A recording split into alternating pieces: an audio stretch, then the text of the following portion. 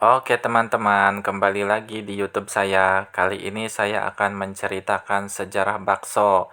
Ya, sejarah bakso berasal dari Cina pada masa dinasti Ming dan akhirnya menjadi salah satu jenis makanan paling populer di Indonesia tercinta.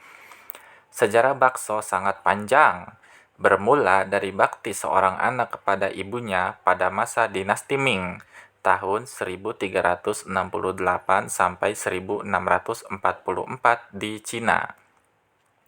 Sehingga terciptalah jenis kuliner yang sangat populer di Indonesia.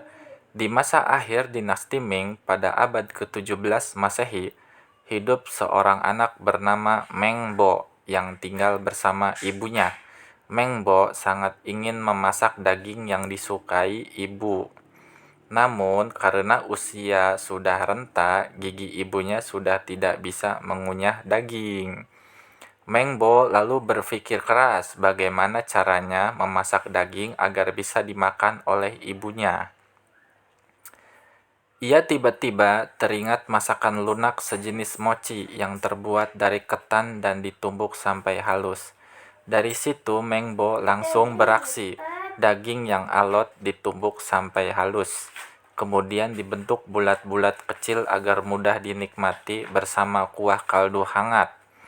Ternyata masakannya Meng Bo ini sangat enak dan lezat.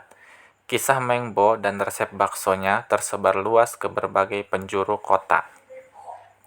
Bakso alias daging giling pun menjadi makanan favorit masyarakat Cina dan berkembang secara turun-temurun, hingga akhirnya kuliner ini sampai ke Indonesia atau ke Nusantara pada waktu itu, dibawa oleh kaum imigran dari negeri Cina.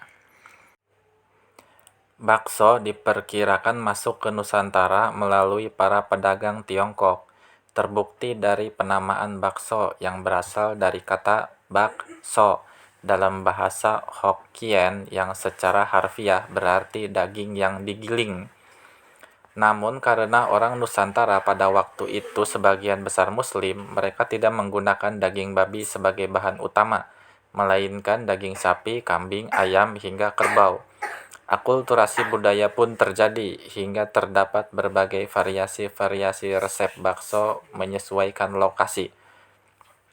Apalagi Nusantara sangat kaya akan bumbu-bumbu rempah yang membuat bakso semakin enak.